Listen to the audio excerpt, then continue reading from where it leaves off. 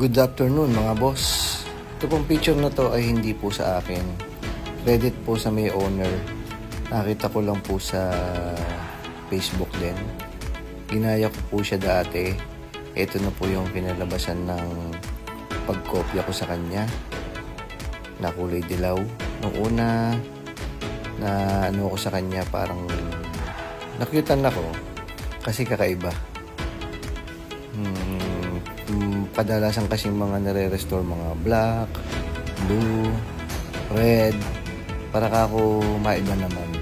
Nung nakita kong pinost ng isang vlogger yon na pinost niya sa Facebook, yun, doon ko naisipang kopyahin. Ayan, tsaka ginawa ko, naghanap ako ng mga parts niya kahit na alam kong mahirap, tsagaan. Ayun, nakakita naman ako ng mga paunti-unti hanggang sa makompleto ko siya at saka ako siya ginawa para kako wala na akong hahanaping ibang parts. Ayan, yan yung kinalabasan niya. Ayos naman, may naibang konti pero medyo kahawig naman siya.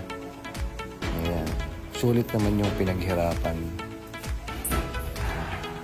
Kakaiba. Yellow. Ayan. Kukunti lang kasi yung mga nagbibuild ng mga ganitong model.